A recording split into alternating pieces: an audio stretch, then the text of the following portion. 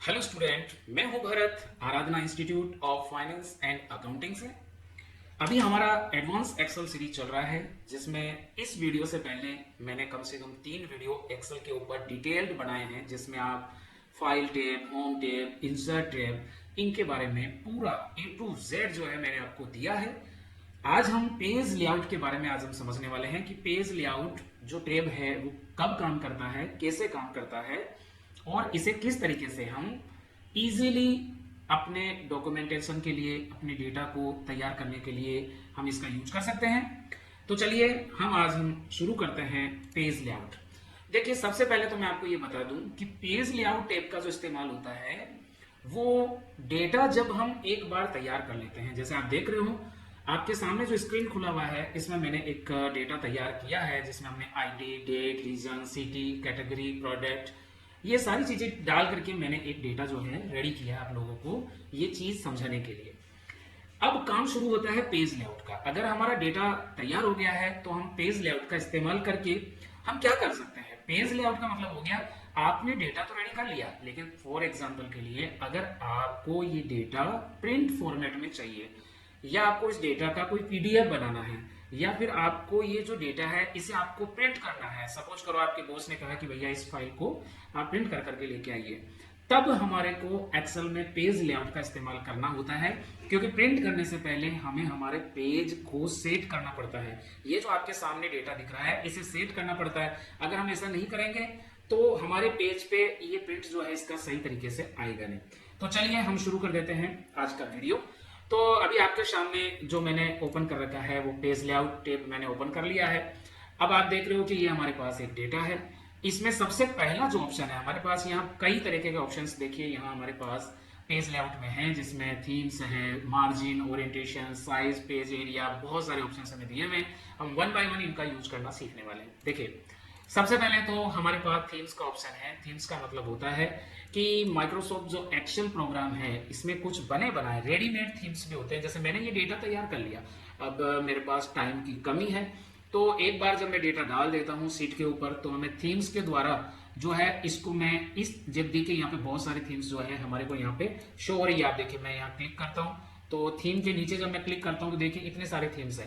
अब इसके ऊपर मैं जब क्लिक करता हूँ तो ये देखिए जो हमारा डेटा है उसकी जो फॉर्मेटिंग है, कलर फॉर्मेटिंग है, फॉन्ट फॉर्मेटिंग है, ये देखिए ऑटोमेटिक क्या हो रही है, चेंज हो रही है। तो मैं इस तरीके से जो है मैनुअली अलग अलग चीजों को चेंज ना करके एक थीम के अकॉर्डिंग जो है, अगर मुझे कोई थीम पसंद आता है तो मैं वो थीम जो है रख सकता हूँ। अगर मुझे नहीं आता है तो मैं एज इट इज जैसा है वैसा मैं आगे बढ़ूंगा। इस तरीके से मैं थीम का यूज लेता हूँ। अगर मुझे ओनली कलर्स के ऊपर कुछ वर्कआउट करना है तो ये देखिए यहाँ से जब आप अलग अलग कलर लेते हैं तो आपका जो डेटा है उसकी फॉर्मेट्स में क्या होता है, चेंज आता है। यहाँ से भी आप चेंज कर सकते हैं, यहाँ से आप ओनली फॉन्ट्स वगैरह को आप चेंज कर सकते हैं, और यहाँ से आप इफेक्ट्स चेंज कर सकते हैं। अलग अलग तरीके के सीट के ऊपर क्या होंगे, अलग अलग इफेक्ट्स आपके इससे अप्लाई हो जाएंगे। अब आ जाते हैं हम कि सर पेज सेटअप में क्या होता है। भाई पेज सेटअप का तो मतलब मैं पहले ही बता चुका हूँ। पेज सेटअप का मतलब तो सीधा सीधा है कि जब आप पेज को प्रिंट करते हैं उससे पहले आपको पेज सेटअप करना होता है। अब पेज सेटअप में क्या क्या चीजें आती है आप ध्यान से समझिए। पेज सेटअप में सबसे पहले चीज आती है साइज। भाई आपने जो प्रिंटर जिसके ऊपर आपको पेज प्रिंट करना है, तो आपका जो जिस पे आप प्रिंट निकाल रहे हो वो पेपर भाई कौन सी साइज का है। जनरली जो ऑफिसेस होते हैं जितने भी, उनमें सब में A4 साइज का जो पेज है वो हम काम में लेते हैं। और जो हमारे न्यायालय हैं, ठीक है, या जो लीगल जहां पे वर्क होता है तो वहां पर लीगल पेपर होता है, तो हम उसे लीगल पेपर भी कहते हैं, या A5 पेज भी आप उसको सेलेक्ट कर सकते हो। तो अभी हम यहाँ A4 पेपर ले लेते हैं, ठीक है। तो इस तरीके से यहाँ साइज में जाके हम पेपर सेलेक्ट कर लेते हैं। अब बात आ जाती है कि साइज तो सर सेलेक्ट कर लिया, लेकिन अब ये मार्जिन क्या होते हैं, ओरिएंटेशंस क्या होते हैं, इसको ऊपर क्या है ना थोड़ा एक सिस्टम से समझेंगे।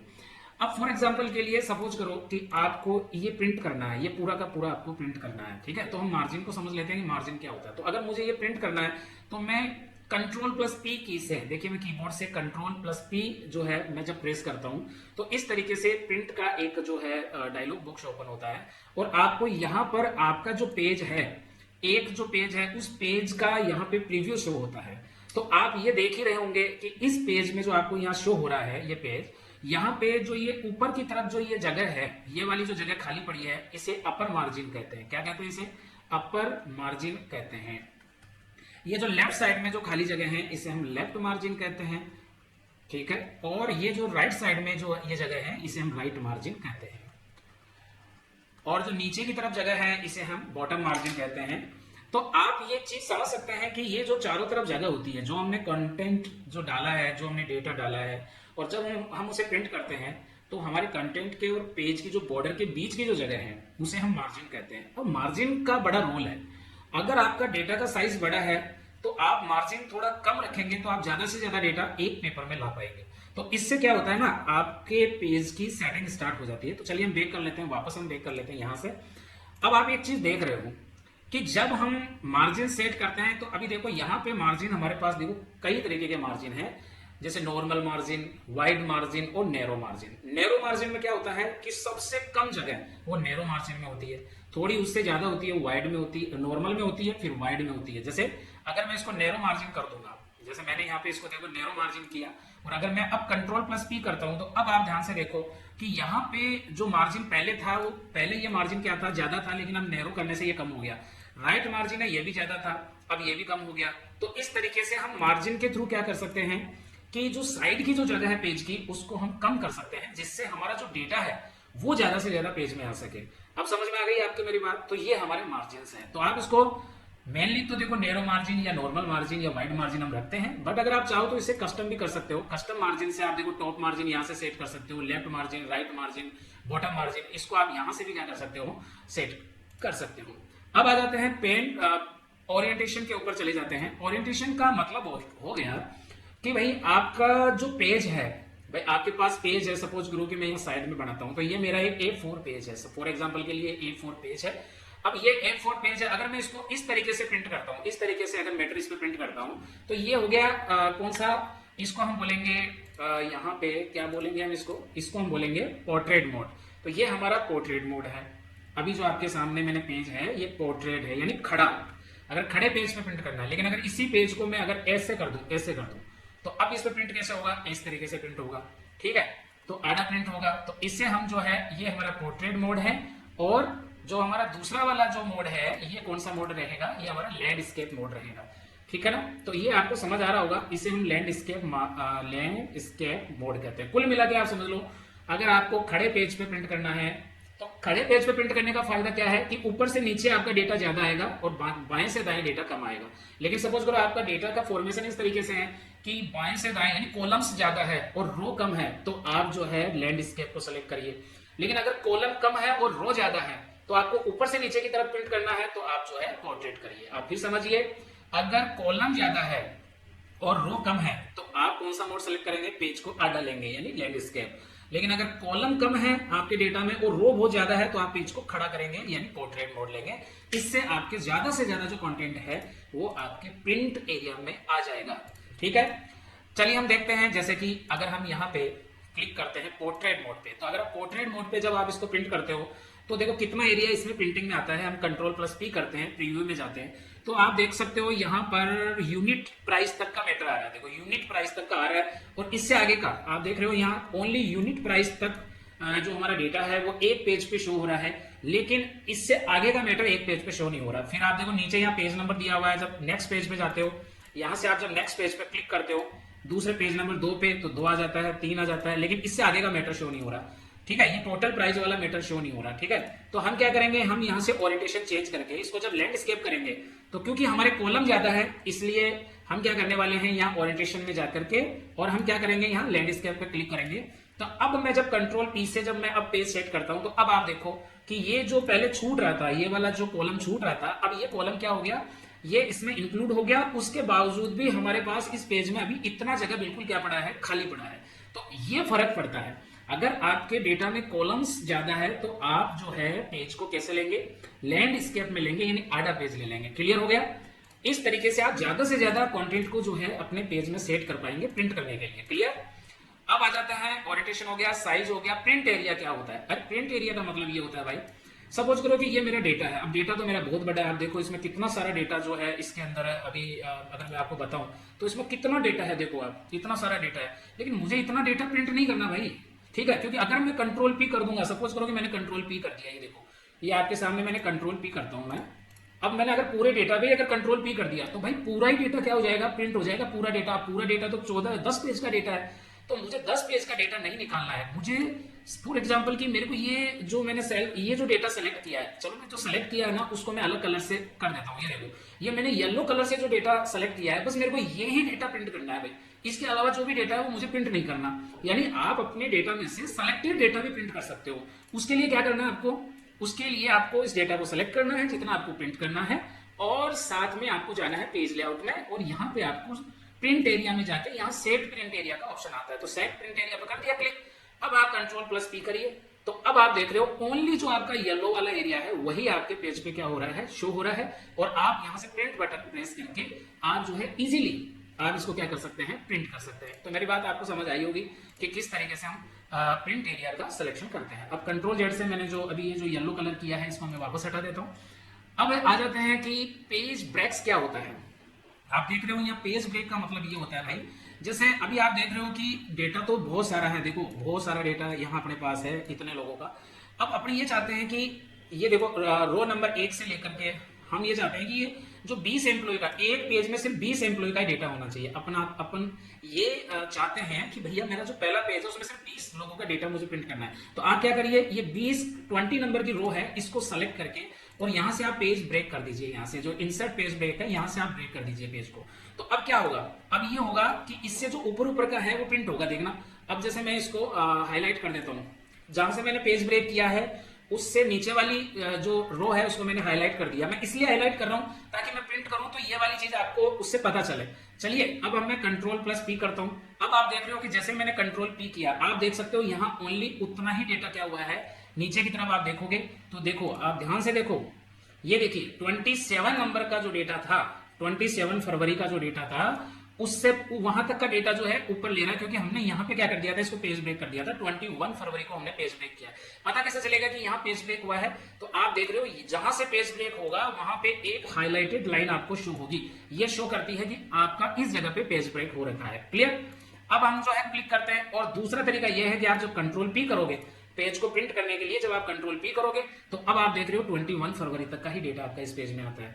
आई थिंक आपको ये ऑप्शन क्लियर हो गया होगा। ठीक है। अब हम अगर मेरे को ये पेज ब्रेक हटाना है, मेरे को वापस हटाना नहीं चाहिए, तो मैं इसी जगह पे जो ये लाइन है, हाईलाइटेड लाइन है पेज ब्रेक की, इसी जगह पे क्लिक करके वापस पेज ब्रेक में जाऊंगा और यहाँ ब्रेक से यहाँ रिमूव पेज ब्रेक आता है, यहां से मैं इसको हटा दूंगा। तो जैसे ये हट जाएगा, अब ये हट गया, तो अब मैं जब कंट्रोल+P करूंगा तो आप देखो पूरा पेज फिर से पेज होगा। ये देखो पूरा का पूरा, देखो ये येलो लाइन भी देखो इसके अंदर आ गई है। ये जो येलो हाईलाइट किया था अपन ने वो भी इस पेज में क्या हो गया है, इंक्लूड हो गया, और पूरा डेटा इसके अंदर इंक्लूड हो गया है। यानी इतने सारे ऑप्शन है भाई एक्सेल के अंदर।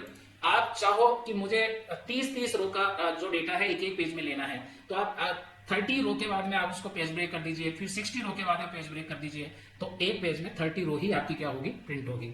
अब आ जाता है कि बैकग्राउंड क्या होता है। तो बैकग्राउंड भी बहुत इंपॉर्टेंट चीज है। अगर मान लो आप जो चीज आपने डेटा बनाया है, मान लो ये डेटा है, इसके पीछे आप कोई बैकग्राउंड आप इंसर्ट करा लेते हैं, ठीक है। जैसे ये बैकग्राउंड पे गया और आपके पास सपोज करो आपके कंपनी का लोगो है या कोई भी चीज है, तो आप यहाँ उसमें जाइए, चूज फाइल में जाइए, यहाँ डेस्कटॉप पे जाइए। अभी मेरे पास तो कोई फॉर एग्जाम्पल सपोज करो कि ये वाला एक मेरे पास इमेज है, मैं इसको बैकग्राउंड में लगा देता हूँ। तो ये देखो आप इस तरीके से ये इमेज जो है ये कहाँ लग गई है, बैकग्राउंड में लग गई है। ठीक है। तो अगर आप चाहो तो इस तरीके से आप बैकग्राउंड सेट कर सकते हो, और डिलीट करना है तो इसी जगह से आप डिलीट भी कर सकते हो। प्रिंट टाइल्स का मतलब क्या होता है, प्रिंट टाइल्स का मतलब होता है, अभी आप देखो जब कंट्रोल+P कर रहे हो ना, तो कंट्रोल+P कर रहे हो तो यहाँ पर आप ध्यान रखो कि यहाँ टाइल्स का मतलब हो गया कि ये जो लाइंस है ना ये आपको यहाँ शो हो रही है। ठीक है। और अब जब आप इसको प्रिंट टाइल्स के ऊपर क्लिक करोगे और यहाँ ग्रिड लाइंस पे क्लिक करोगे और ओके करोगे, ठीक है, तो इससे क्या होगा, कंट्रोल+P। अब आप देख रहे हो यहाँ पर जो है ये सारे जो बॉक्स है, ये बॉक्स भी क्या हो रहे हैं, यहाँ प्रिंट के अंदर आ रहे हैं। तो टाइल्स का मतलब है कि ये जो सेल है, ठीक है, यहाँ देखो आप ये सारी सेल्स है वो एक बॉक्स के रूप में ये जो है क्या होगी, प्रिंट होगी। ठीक है। इसी को प्रिंट टाइल्स कहते हैं। अगर इसको हटा दोगे तो फिर नहीं होगी। जैसे मैंने बैकग्राउंड ये गया और मैं जो प्रिंट टाइल्स का जो ऑप्शन है, ठीक है, तो यहां से भी आप इसको यूज में ले सकते हो, और एक देखो यहां से भी ले सकते हो। ये भी इसी का ऑप्शन है। ये जो सारा आपको दिख रहा है यहाँ पे, ये वाला जो ऑप्शन दिख रहा है जो मैं हाईलाइट कर रहा हूँ, ये इसी का ऑप्शन है। ठीक है। तो यहां से हम देखो ग्रिड लाइन को जब हम व्यू कर लेते हैं, अभी देखो आप ग्रिड लाइन को मैं व्यू कर देता हूँ। ये ग्रिड लाइन को मैंने व्यू कर दिया, यहाँ से हटा दिया।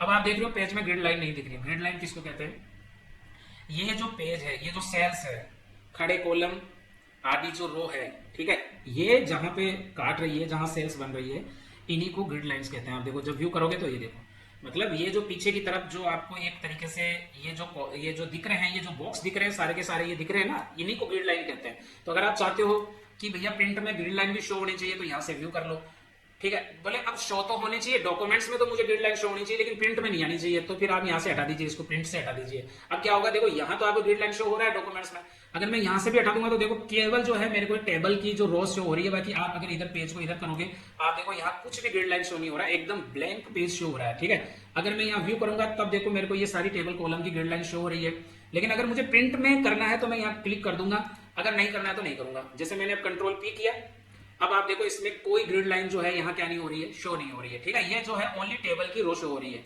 अब अगर मैं यहाँ पे ग्रिड लाइन को प्रिंट में लेता हूँ और अगर मैं यहाँ कंट्रोल पी करता हूँ तो अब आप देखो कि इसके अंदर ग्रिड लाइंस भी क्या हो रही है, शो हो रही है। इस तरीके से हम इसका यूज कर देंगे। अब आ जाते हैं कि हेडिंग की बात करें। हेडिंग किसको कहते हैं? आप देख रहे हो ये जो कॉलम्स है आपके सामने, यहाँ जो कॉलम्स है, जैसे कॉलम ए से लेके ये कॉलम आई तक है, ठीक है। Column A, column B, column C, अगर मैं इन दोनों को अनहाइड कर देता हूँ, जो कॉलम्स है उनको अनहाइड कर दूंगा, जैसे देखो हेडिंग है, इस हेडिंग पे व्यू पे जाऊंगा तो आप देखो सारे कॉलम हमें शो हो रहे हैं। अगर व्यू पे हटाऊंगा तो देखो कोई कॉलम हमें क्या नहीं हो रहा है, शो नहीं हो रहा। तो अगर मैं ये चाहता हूँ कि मेरे प्रिंट में भी मुझे ये जो कॉलम की हेडिंग है ए बी सी डी ये मेरे आनी चाहिए, तो देखो अभी मैं जब कंट्रोल पी कर रहा हूँ तो आप देखो इसमें कोई हेडिंग नहीं है। आप देखो यहाँ ऊपर की तरह अगर आप देखोगे तो आपको कोई हेडिंग यहाँ पे शो नहीं हो रहा है, ठीक है, सिर्फ डाटा शो हो रहा है, लेकिन आपको ए बी सी डी जो कॉलम की हेडिंग है वो यहाँ शो नहीं होती है। लेकिन अगर आप यहाँ पे क्या करते हैं, इजीली अगर आप यहाँ पे हेडिंग को प्रिंट में भी शो करा लेते हैं, जैसे प्रिंट में जाके क्लिक किया तो अब क्या होगा कि जब आप कंट्रोल प्लस पी करके जब आप इसे प्रिंट करेंगे तो बड़े तरीके से आप देखो कि यहाँ पे कॉलम की हेडिंग भी शो हो रही है और जो है रो है उसकी हेडिंग भी क्या हो रही है, शो हो रही है। बस इसका ये यूज है कि आप प्रिंट के अंदर या डॉक्यूमेंट्स के अंदर हेडिंग को क्या कर सकते हो, हाइड और अनहाइड कर सकते हो, ठीक है। बैक कर दिया। अब आ जाते हैं हमारे पास लास्ट एंड फाइनल ऑप्शन बच जाता है, वो ये बच जाता है, क्या है ये, अरेंज। ये कब यूज में आएगा? अरेंज का यूज तब आता है जब हमारे पास में कोई शेप्स जो है हमारे पास होती है। फॉर एग्जांपल जैसे मेरे पास ये शेप है, मैंने यहाँ से इंसर्ट कर लिया, एक शेप मैंने यहाँ से इंसर्ट कर लिया और यहाँ से जैसे मेरे पास ये शेप है, अब मेरे को ये शेप मान लीजिए यहाँ डालनी है और एक शेप मैं और ले लेता हूँ। सपोज करो कि मेरे पास एक दूसरी शेप और है, यहाँ से मैं एक सेकंड शेप भी ले लेता हूँ और ये मैंने एक दूसरी शेप ले ली। अब आप ध्यान से देखो कि मैं जब इस शेप को कलर चेंज कर देता हूँ, एक बार इसको ये वाला कलर दे देता हूँ, अब आप देखो ये इसी को मैनेज करता है, ठीक है। तो जैसे ये शेप है, ये शेप है, अब मुझे जो है इस शेप को इसके ऊपर लेके आना। देखो अभी ये इसके ऊपर नहीं, इसके पीछे है, तो फिर मैं क्या करूंगा, पेज लेआउट में आऊंगा और यहाँ पर मैं ब्रिंग फॉरवर्ड करूंगा तो ये ऊपर आएगा। देखो ये ऊपर की तरफ आ गया। अगर मैं इसे पीछे की तरफ ले जाना चाहता हूँ तो सेंड बैकवर्ड पे आ जाऊंगा, ये सेंड बैकवर्ड चला गया। और इस तरीके से सिलेक्शन पेन क्या होता है कि जैसे आप सिलेक्शन पेन पे क्लिक करोगे तो ये हर ऑब्जेक्ट के बारे में आ जाएगा। जैसे इस ऑब्जेक्ट को हाईलाइट करना है ना, तो देखो ये ओवल को सेलेक्ट कर देगा और रेक्टेंगल को सेलेक्ट करोगे तो यहाँ से ऑटोमेटिक रेक्टेंगल क्या हो जाएगा, सेलेक्ट हो जाएगा। यानी कई बार क्या होता है ना, बहुत सारे ऑब्जेक्ट हम एक जगह कर देते हैं, उससे क्या होता है जैसे सेलेक्ट इसको करना है हो जाता है ये है, या सेलेक्ट हमें इस ब्लैक वाले को करना है लेकिन क्लिक इसके ऊपर होता है, तो इसलिए हमें क्या है सिलेक्शन पेन का हम इस्तेमाल कर सकते हैं इन चीजों के लिए।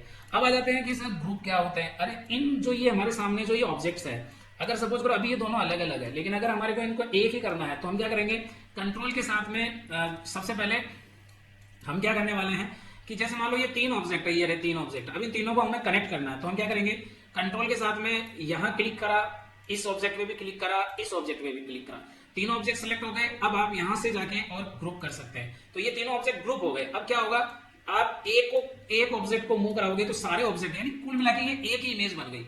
और यही तरीका है अनग्रुप का भी, यही है। इसी को क्लिक करके जब आप अनग्रुप कर दोगे तो ये सारे ऑब्जेक्ट वापस अलग अलग हो जाएंगे, देखो इस तरीके से, ठीक है। और थर्ड आ गया आपका रोटेट।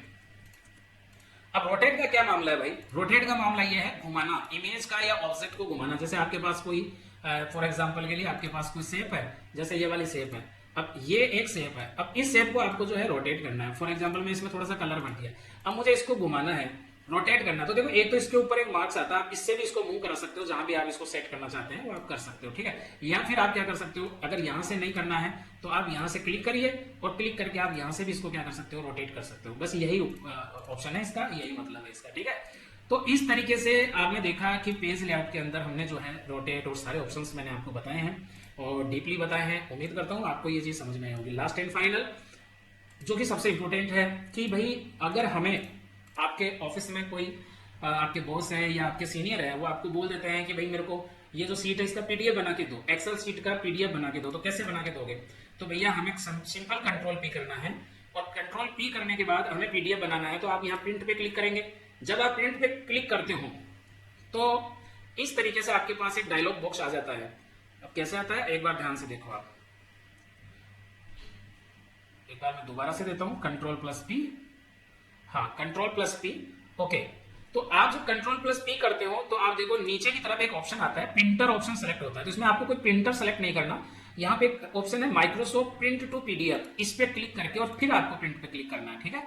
तो ऐसा जब आप क्लिक करते हैं तो ये आपको पूछता है कि आप इस फाइल को कहां सेव करेंगे। तो हम डेस्कटॉप पे करेंगे और क्या नाम से करेंगे, तो हम मान लो ए के नाम से करेंगे। ए के नाम से हम इसको सेव कर देते हैं। तो ये जो फाइल है वो ए के नाम से पीडीएफ फॉर्मेट में हमारे डेस्कटॉप पे क्या हो जाएगी भाई, सेव हो जाएगी। क्लियर है? तो इस तरीके से जो है हम इजी मोड में जो है सारा काम कर लेते हैं। अब हम इसको मिनिमाइज कर देते हैं और देखते हैं कि वो फाइल हमारे पास डेस्कटॉप पे आई क्या। ये देखो आप डेस्कटॉप पे ये फाइल आपके यहाँ अवेलेबल है पीडीएफ फॉर्मेट में। अब आप इस पे जब क्लिक करेंगे तो ये देखो पीडीएफ फॉर्मेट में ही ये फाइल क्या होगी, ओपन होगी। तो आई थिंक आपको ये जो वीडियो है मेरा ये बहुत ही लर्निंगफुल और बहुत अच्छा लगा होगा। इससे आप आसानी से सीख लेंगे कि एक्सेल की जो सीट है उसको प्रिंट करते समय हम हमारे पेज को सेट कैसे करें। यही पेज सेटअप का या ये जो पूरा मैंने पढ़ाया आपको, पूरा जो फॉर्मेट है, पूरा जो टैब है, ये इसका यूज है। अगर आपको वीडियोज अच्छे लगते हैं तो प्लीज आप लाइक करिए, इसे शेयर करिए और सब्सक्राइब कर लीजिए चैनल को। आगे भी मैं बहुत अच्छे टॉपिक्स लेके आ रहा हूँ, फ्री ऑफ कॉस्ट लेकर के आ रहा हूँ, जिसमें डिजिटल मार्केटिंग है, उस पर मैं कोर्स बनाने वाला हूँ। अगर आप सपोर्ट करेंगे, अगर आप शेयर करेंगे वीडियोज को, तो मैं आगे डिजिटल मार्केटिंग, अकाउंटिंग, ये बहुत ही इंपॉर्टेंट जो कोर्स है वो फ्री ऑफ कॉस्ट आपको मैं इस चैनल पे देने वाला हूँ। So thank you very much. फिर मिलेंगे अगले वीडियो के साथ, तब तक के लिए बाय।